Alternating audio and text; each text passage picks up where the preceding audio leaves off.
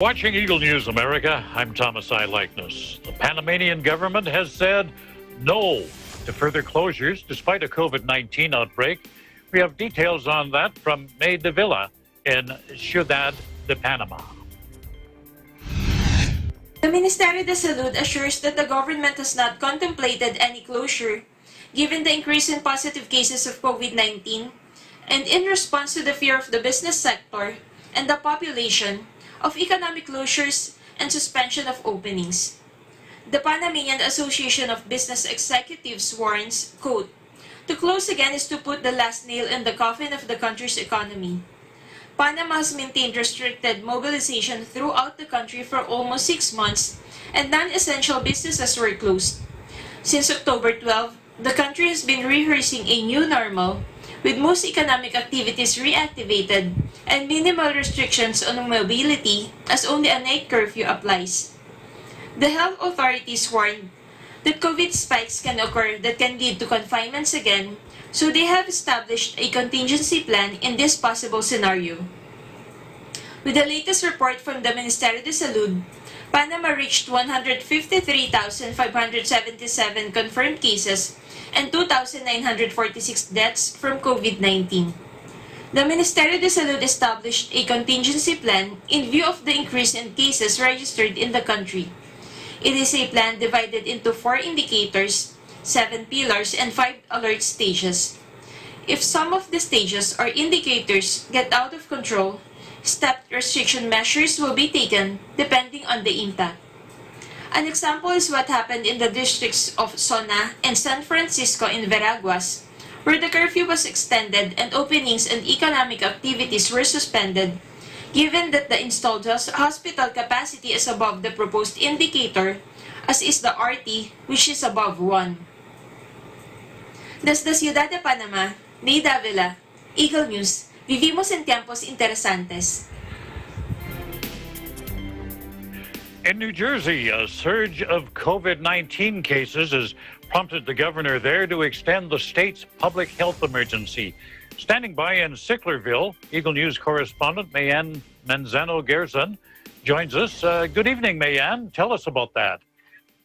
Good evening, Thomas. Today in Trenton, New Jersey, Governor Murphy holds his usual Monday COVID-19 briefing, announcing his signing of executive order extending public health emergency in New Jersey, aside from his report and update on the latest number of coronavirus cases statewide. The order extends the public health emergency that was declared on March 9, 2020 through executive number 103, which was previously extended on April 7, May 6, June 4, July 2, August 1, August 27, September 25, and October 24. Take a look.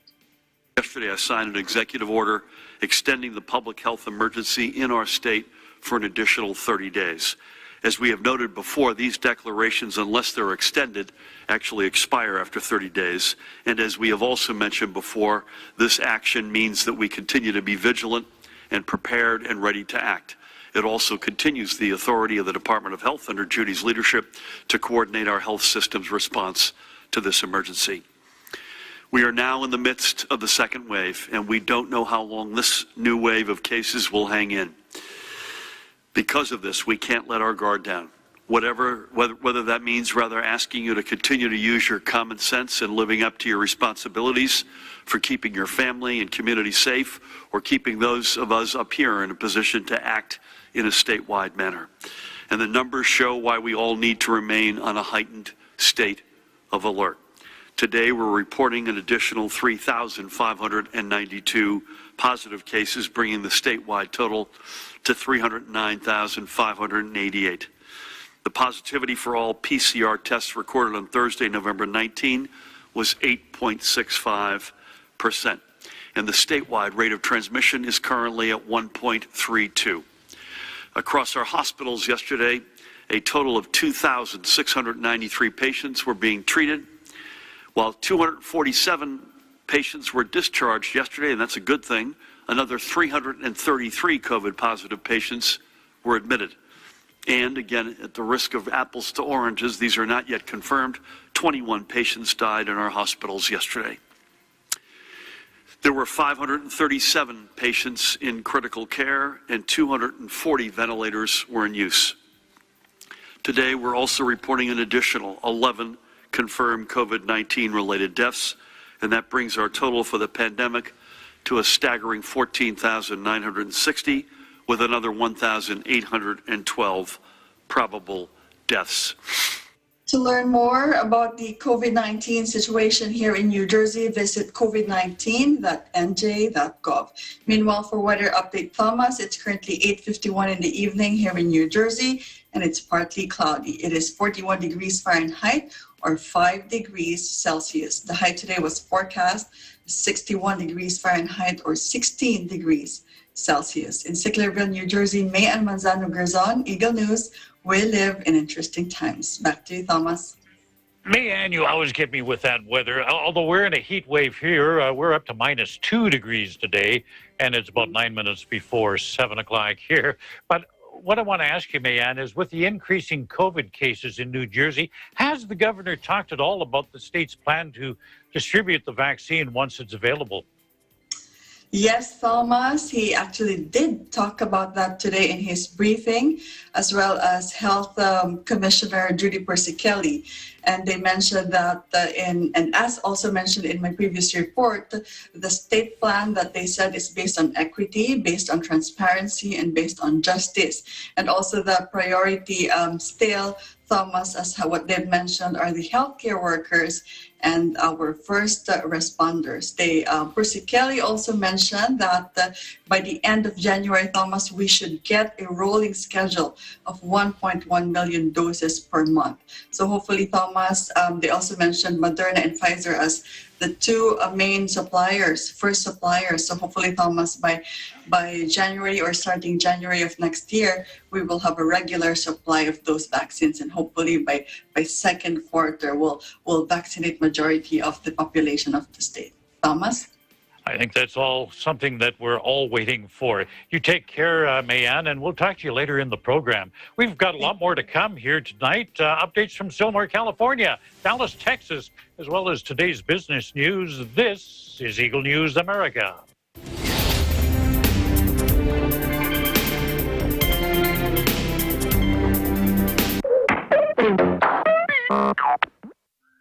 Turuan din natin ang mga bata ng tamang paghugas ng mga kamay. Basain ang kamay ng tubig at lagyan ng sabon. Kuskusin ang iyong mga palad. Gayon din ang pagitan ng mga daliri. Pati na ang likod ng mga palad at daliri. Ganon din ang iyong hinalaki, kasama ang mga dulo ng iyong mga daliri. Pagkatapos ay iyong palapulsuhan. Gawin ito ng kahit 20 segundo. Pagkatapos ay banlawan ng tubig at patuyuin.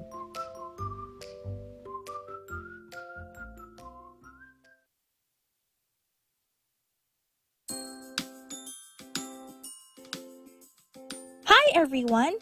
Net25 Kids is inviting you to EBC Webinars 2020, a series of educational and informative webinars for teachers and parents, which will be live-streamed via Net25 Kids YouTube page. We will be featuring several guest speakers with years of experience to share information that would be valuable and helpful for teachers and parents as they educate and manage their children in these interesting times. Hope you will join us! For updates, schedules, and more information, please follow the Net25 Kids Facebook page. Hey there, Arnie Aquino here at Hatley Castle, one of the filming locations for the X-Men series. Don't forget to tune in to Digital Nest only on Net25.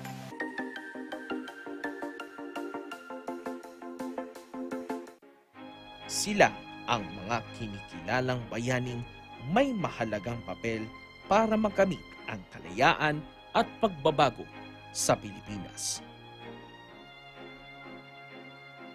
Pero sa panahong ito, may mga bagong bayaning nakikipaglaban sa sakit na lumaganap sa buong daigdig, ang COVID-19. Ang ating mga frontliner, gaya ng healthcare workers, mga doktor, nurses, medical technologists, at iba pang health professionals, mga pulis, sundalo, security guards, mga tauhan na nangangalaga sa seguridad at mahahalagang pangangailangan ng bawat komunidad. Ang mga bagong bayani, ating pasalamatan. Kilalanin ang kanilang sakripisyo at serbisyo para sa lahat.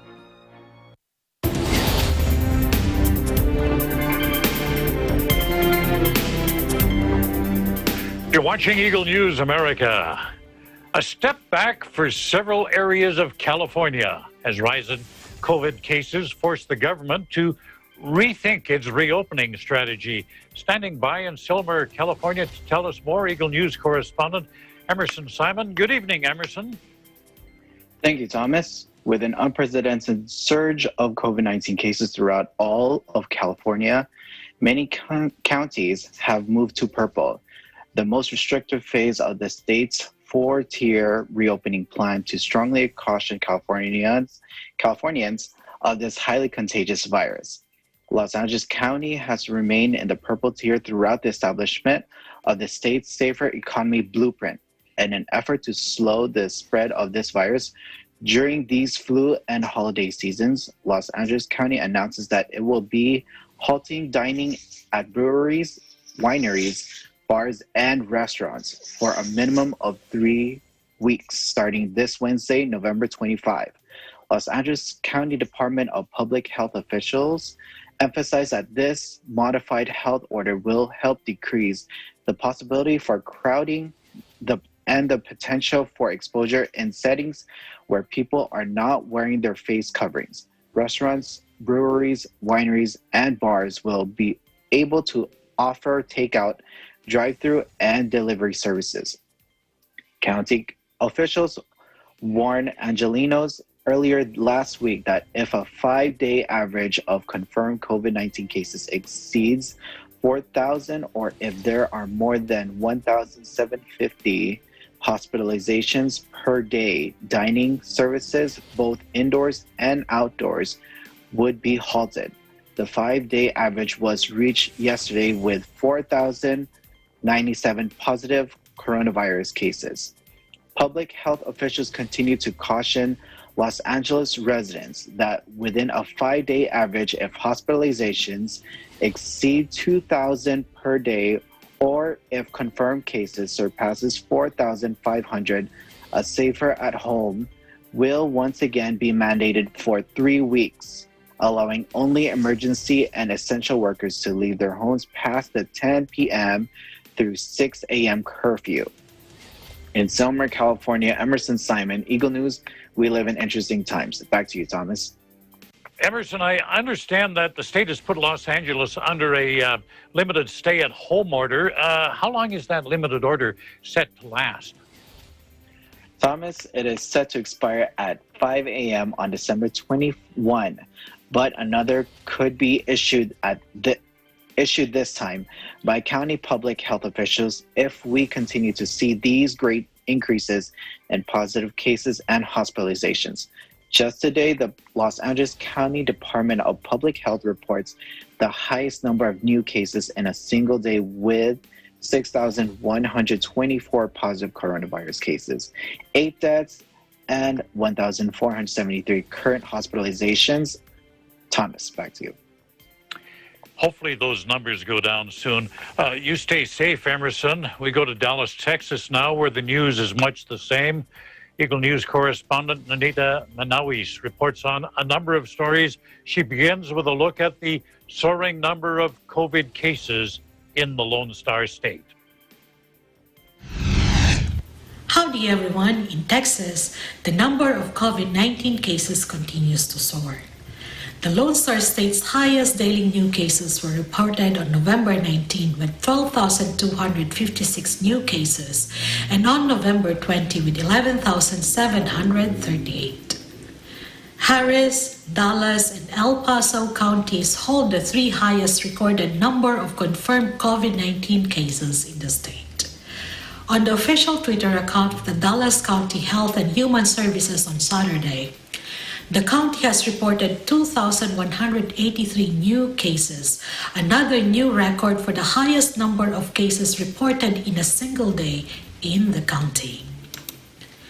According to the Dallas County official website, the provisional 7-day average of daily new confirmed and probable cases for CDC week 46 has increased to 1,321, which is a rate of 50.1 daily new cases per 100,000 residents, the highest case rate in Dallas County since the beginning of the pandemic. As of November 21, Dallas County has set its level of COVID-19 transmission risk to red. Residents of the county are encouraged to stay home and to stay safe. Meanwhile, on a Twitter statement on Friday by El Paso Mayor D. Margo, he said that with the rapid increase of cases and hospitalizations, there has been a spike in fatalities as well. According to the mayor, the Texas military will provide El Paso with critical personnel to carry out its fatality management plan. As of November 21, El Paso has a total of 80,291 cases and 853 casualties. The City of El Paso Department of Public Health is calling El Pasoans to fill out the community vaccine survey to determine the community's overall willingness to get the COVID-19 vaccine. On a different note, and courtesy of the Dallas Symphony Orchestra, the concert truck, a mobile concert stage that brings classical chamber music directly to communities, present a free concert outside the 6th floor museum on Sunday, November 22. This is to remember and commemorate President Kennedy, the 35th President of the United States, who was assassinated on November 22, 1963, during a motorcade in Dallas, Texas. The 6th floor museum has been live tweeting President Kennedy's 1963 trip to Texas, starting Saturday morning, November 21.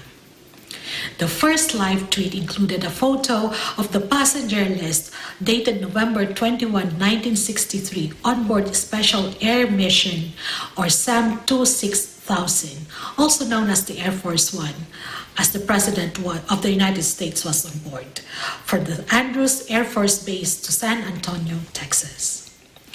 57 years ago, on November 22, 1963, SAM 26000 landed President Kennedy at Dallas Love Field. And on that same day, it flew the President's body back to Andrews Air Force Base. Stay safe, everyone. I'm Nenita Manawes from Dallas, Texas. Eagle News. We live in interesting times.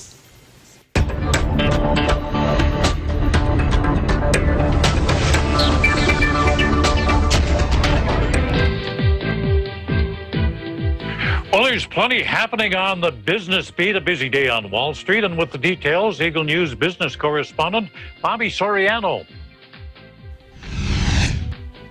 Good evening. U.S. markets have closed. Here are your latest business headlines. Astrazeneca joins the list of companies that have released the results of their COVID-19 vaccine trials, with the company announcing a 90% effective rate in preventing infections without serious side effects. Despite the announcement coming at a later time than Pfizer's and Moderna's, the results are deemed equally important, as AstraZeneca has committed to providing the vaccine without the intention of making a profit. AstraZeneca's methodology of developing a vaccine is also different from the other leading vaccine companies in such a way that it does not need to be stored in sub-zero temperatures before being distributed, which experts say will allow it to be rolled out to a greater geographical area, particularly those of developing nations. The expected cost of one dose of their vaccine will be in the range of $3 to $5 globally. Cineworld Group, owner of theater chain Regal Cinemas, announced today that the company secured a $450 million loan from creditors, with various other measures totaling up to $750 million in extra liquidity, to keep the company afloat as moviegoers look to stay out of theaters at least through the ongoing second wave of the pandemic. As has been previously reported here, both national chains and local movie theater owners continue to struggle as many local governments are looking to restrict indoor activities once again, due to the surge of coronavirus infections in the country. Theaters have also faced difficulty in bringing in customers as movie releases continue to be light, and with the announcement of the much-anticipated Wonder Woman 1984 being released in both theaters and streaming service HBO Max, it begs the question of whether or not moviegoers will have any reason to go to theaters by year's end. Lastly, have you been a car owner in the US in the past 20 years? Chances are, then, at some point, you've received in the mail a recall for your car to have its airbags fixed. Today, General Motors announced that the National Highway Traffic Safety Administration has denied its request to not recall some of its vehicles due to defective airbags, joining a list of 19 other automakers who have been forced to recall their vehicles containing faulty Takata airbag inflators. The Takata airbag recall has been one of the longest and most complex in U.S. history, affecting tens of millions of vehicles whose airbags had to be recalled because they could potentially explode when deployed. General Motors sought to fight the recall after its own research showed that certain models did not appear to exhibit any issues with the airbags, but the NHTSA nevertheless denied the request, relying on its own testing that suggested that they were still susceptible to defects. The recall will cost General Motors approximately $1.2 billion to replace the airbags for its customers. Markets closed in the green today on renewed optimism for quick and effective COVID vaccinations. Reporting from New York, Bobby Soriano, Eagle News, we live in interesting times. Still to come, we'll have a report on the situation in Las Vegas and our virtual roundtable. What's your favorite cranberry recipe? You're watching Eagle News America.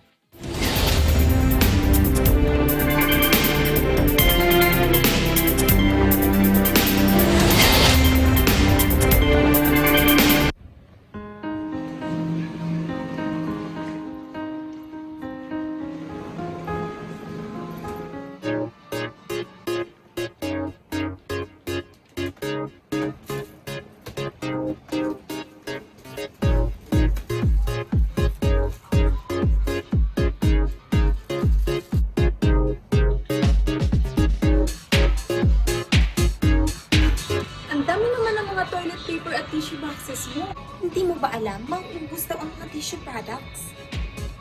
Bakit naman? Ang raw materials daw ng mask at tissue products ay iisa lang. Saan naman galing ang balitang yan? Ay basta, narinig ko lang din. Maraming dilim kayang nagpo-post sa Facebook at Twitter, kaya kung ako sa'yo, pumuha ka na din. Sige na't mauna na ako sa'yo Huwag basta-basta magpaniwala sa mga nakikita o nababasa sa social media. Magsaliksik at i-verify ang lahat ng impormasyon nakukuha sa internet. Tandaan, maging responsable tayo sa paggamit ng social media nang hindi magdulot ng panic sa iba. Kung paanong dapat labanan ng COVID-19 ay gayon din ang ating pagsugpo sa black propaganda at maling impormasyon. Dennis Lu, Lou Amelda, General Partosa, Tyranel Pililu, Hannibal Arevalo, EBC, Japan, Euro. We live in interesting times. Events happen around us all the time, in our community, in our country, around the world. Events that affect people, move communities, or simply inspire us. Interesting events that people need to know. In these interesting times, we continue to be a competent partner in delivering news about these events. Fast, accurate, balanced. Eagle News, because we live in interesting times.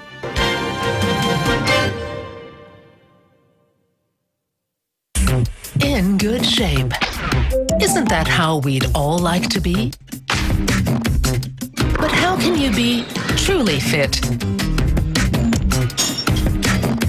And helping you stay truly healthy right up into your golden years. And truly have fun while doing it. In good shape.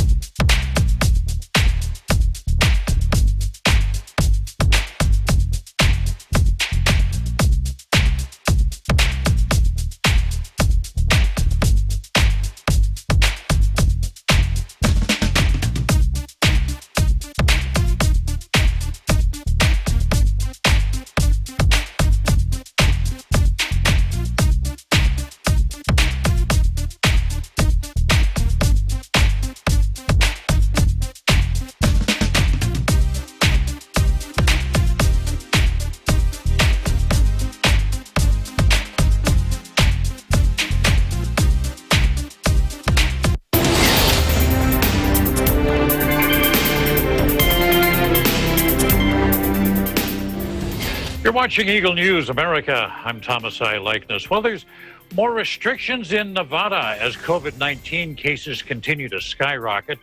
The governor there, Governor Sisolak, has reduced gathering sizes. Now he's imposed other measures. We've got Las Vegas Bureau Chief Anna Cui standing by this evening. Anna, what's happening there? Hi, Thomas. Thank you. Yes, so Nevada Governor Steve Sisolak announced on Sunday, yesterday, that he's limiting the gathering sizes and reimposing stricter restrictions, placing the state on pause to help slow the spread of COVID-19. The measures, informed by public health experts and economic leaders, go into effect tomorrow, November 24, 2020. So, Thomas, here's the breakdown of what it all means. First of all, public gatherings will once again be limited to 50 people or 25% occupancy, whichever is less. And this is down from 250 people, which we reported as an increase just 2 months ago. This change applies to places of worship and other large venues, including indoor movie theaters, convention spaces, showrooms, weddings, funerals, and similar gatherings. Now, in regards to private gatherings, it's going to be limited to no more than 10 people and from no more than 2 separate households. And the added restriction here, Thomas, is that everyone will still have to wear face covering, even though it's considered a private get-together. So other sectors that are affected, of course, are restaurants, gyms, bowling alleys, libraries, museums, and other similar establishments. Gathering size is decreased there to 25 from 50%. Meanwhile, retail stores, business offices, indoor malls, hair, nail salons, and other similar businesses will continue to operate at the current 50% capacity. So no changes there. I think this time we'll see more of the, picking up food on the curbside, as we, saw more of that a few months ago. Sisolak did emphasize that this is not a shutdown, but it is a statewide pause.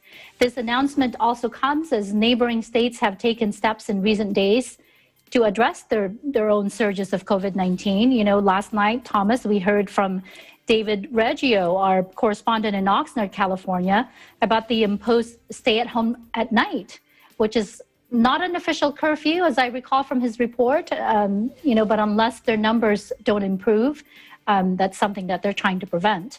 So as Sisolak did 2 weeks ago when he announced the stay-at-home 2.0, he again called on the community to unite and be personally responsible to curb this spread of COVID-19. The mitigation measures will last for the next 3 weeks, and Governor Sisolak, with his team of experts, will continue to closely monitor the trends here in Nevada during that time frame. So I'm really hoping to give positive updates next month in regards to that, Thomas. But as of today, the 14-day rolling average of number of cases in Nevada is over 1,500, with a positivity rate of 16.7%. Number of deaths, unfortunately, has surpassed over 2,000. this is certainly not a milestone we want to hear when it comes to COVID-19. In Las Vegas and Anaheim, we live in interesting times. Back to you, Thomas.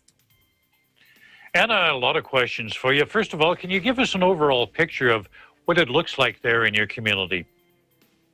You know, we had to do errands yesterday, did some grocery run and just running around, went to the bank.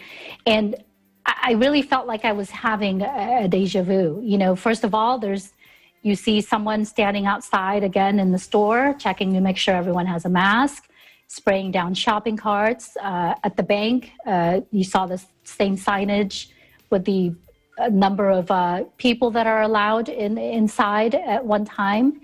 I saw someone else just inside the door, who looked like maybe he was counting the number of people at the store. Then there were no toilet paper or paper towels again on the shelves. So it's not as bad as when the first wave of the virus came to surface earlier this year. But, when we saw hardly anything in the store, but it was definitely a familiar sight, Thomas. I think that's a response to the call of the governor. People are fearful of another shutdown.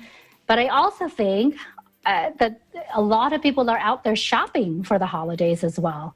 As I mentioned last night, parking lots at the malls are packed.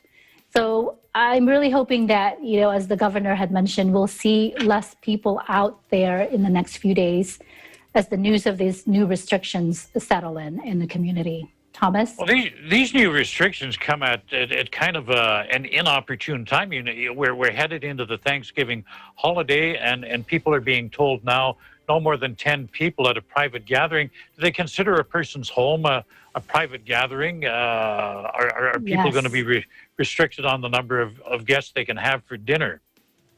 Yes, absolutely. That is one of the emphasis, with the Thanksgiving just in a few days. It does apply to that. 10 people, no more than 2 households. And they still have to wear a mask, as much as possible. Thomas?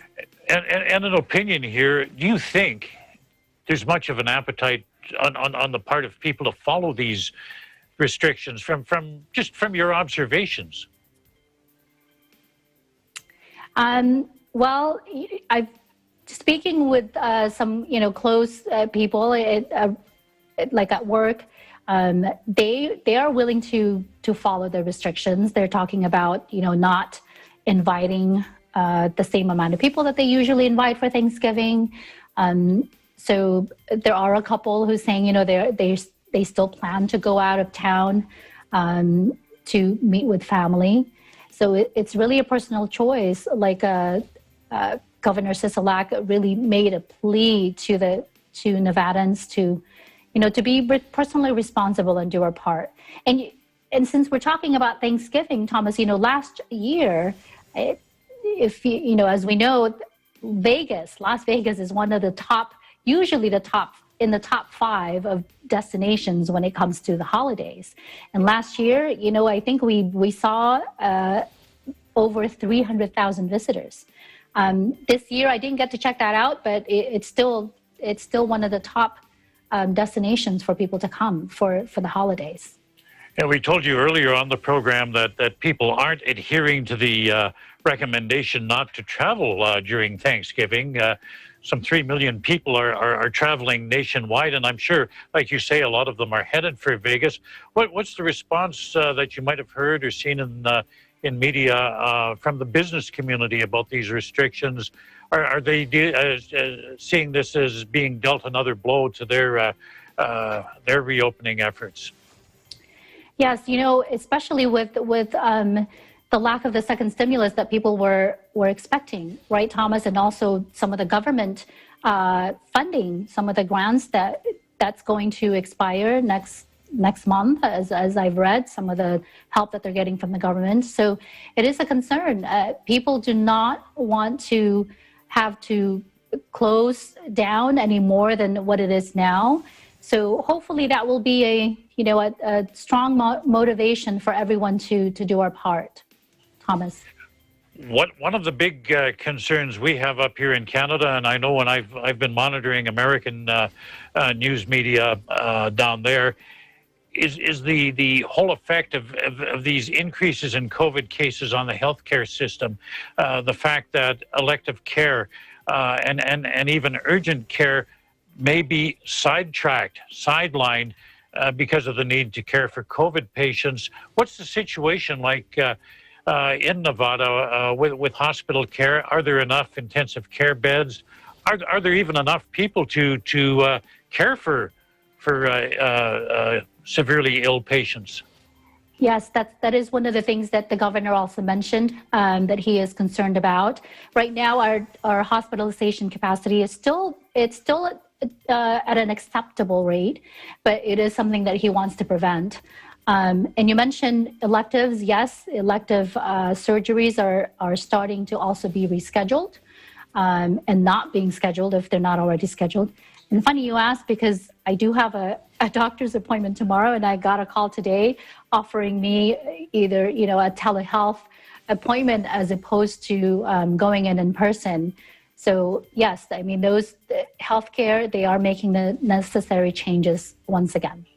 Yeah, healthcare has certainly changed. We do a lot of telemedicine up here. And I think the one thing a lot of people forget is, all right, even if you do have enough capacity to handle COVID patients in your intensive care units, those beds may be needed for the victim of that traumatic car accident, for the heart attack victim, the stroke victim, and what happens to these people. I'm hoping we don't get to the point where somebody in triage is going to have to say, well, you get care, but you don't. Are we close to that? Not here in Las Vegas. I have not looked at any data, or reviewed any data, or seen any data that implies that. And that is something that we're trying to prevent.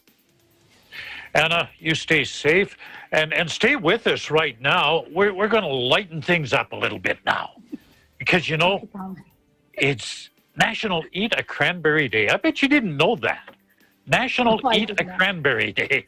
And of course, to me, cranberries, Thanksgiving. And when I think of Thanksgiving, I think of turkey. And when I think of turkey, of course, cranberries. Cranberry sauce with my turkey. But there's so much more you can do with cranberries than just using them as a condiment on your plate of turkey dinner. And I want to find out what other recipes our correspondents have for cranberries. What else do they use them for as we gather around our virtual roundtable this evening? And, there's only 4 of us, so we can socially distance and stay within the public health guidelines. And we're going to begin with Mayanne. Mayanne, what do you do with cranberries?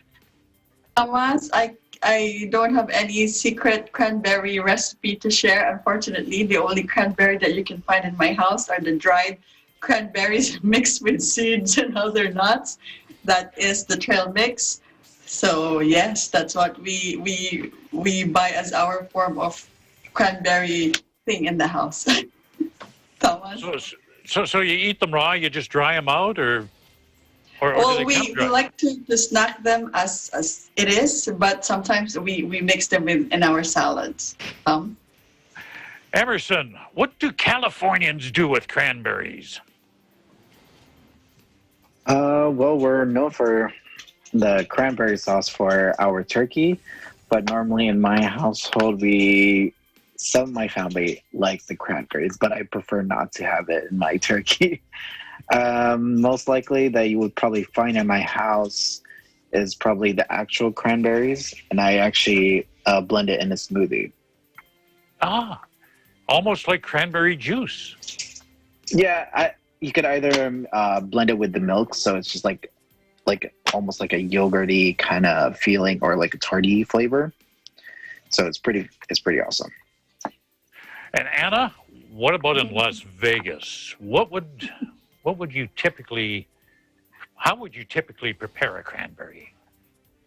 Well, Thomas, you're asking a person who don't do a lot of cooking, so I can't even make anything up for you. But I mean, I see cranberry sauce during Thanksgiving, right? Cranberry pie, and then as Mayanne had mentioned, I like the dried cranberries with my trail mix as well, and yes, adding it into salad. And it's funny because I actually bought a bag of cranberries last year because I was going to try for Thanksgiving last year, and it's still in that same bag in my pantry. Just being honest.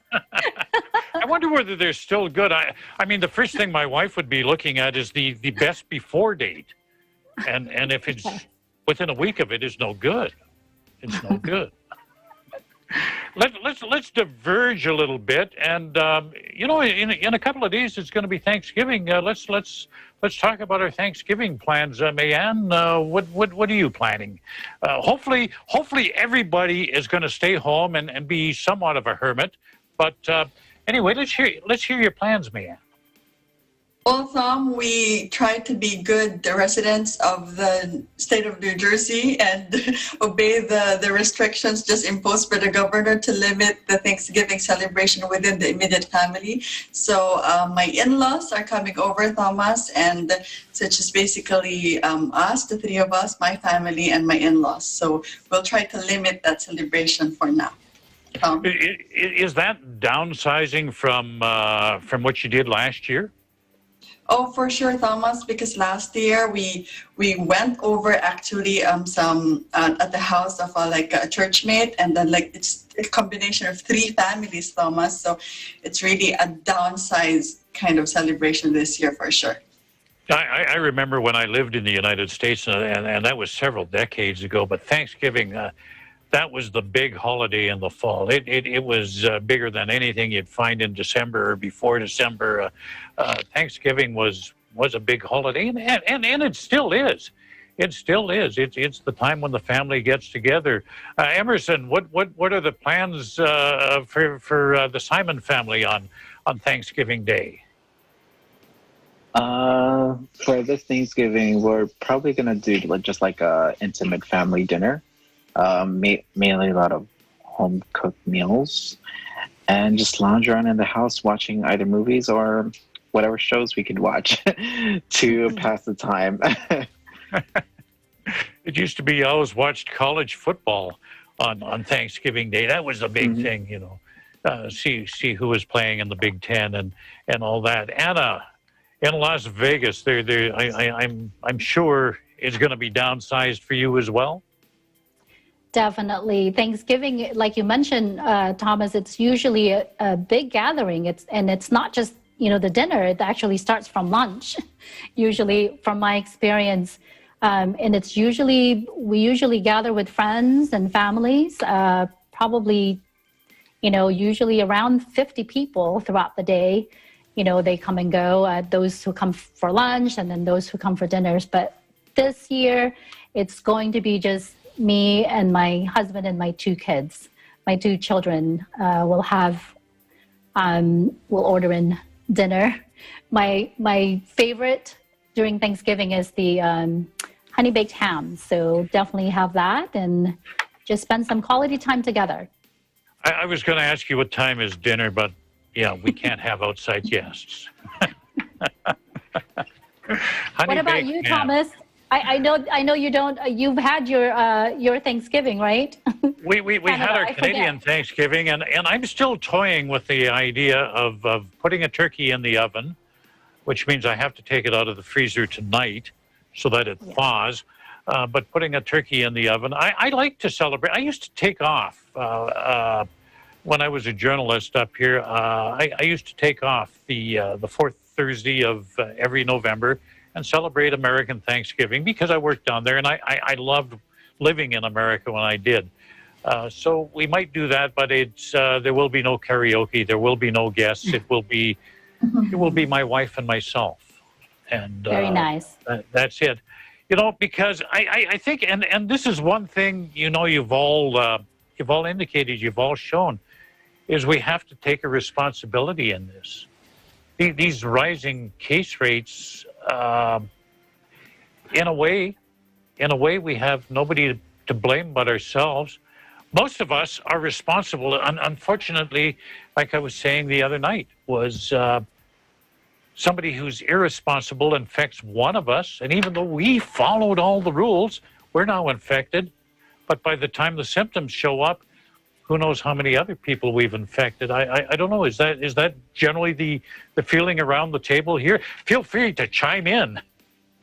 Yes, I mean, we have to really, like you said, be personally responsible and, just give up. It's give up our, make a little sacrifice, a personal sacrifice, not to gather with our friends and even our families, just this once, because we've seen that it works, social distancing, limiting the size of gatherings, it works, and we just have to be reminded to continue to do that. Yeah, because it comes down to pay me now or pay me later. We either make a bit of a sacrifice now or the ultimate sacrifice later. Because as I've heard before from an infectious disease doctor up here, well, he's in Toronto actually, Dr. Shakowski, he said the only people who the pandemic is over for are the ones who died. It's still here, and we still have to take that responsibility. And so glad to be involved with a group of people that really understands that. With the spiking case rates, I feel it's more important than ever that we remember the people on the front lines, the people who take care of us, the people who provide services for us that sometimes we take for granted. So let's take time now to salute our healthcare workers, our first responders, our essential workers, all of the folks out there on the front line. Let's salute them with a round of applause. We appreciate you. We appreciate the tremendous sacrifices you make. And I'm not only talking about people in healthcare, but there are other people on the front lines, whether they be the people who deliver stuff to you, the people who provide services for you in the grocery store when you go there. We include them and the frontline workers as well. Well, that's today's Eagle News America. Thank you for joining us. I'm Thomas I. Likeness, and truly, we live in interesting times.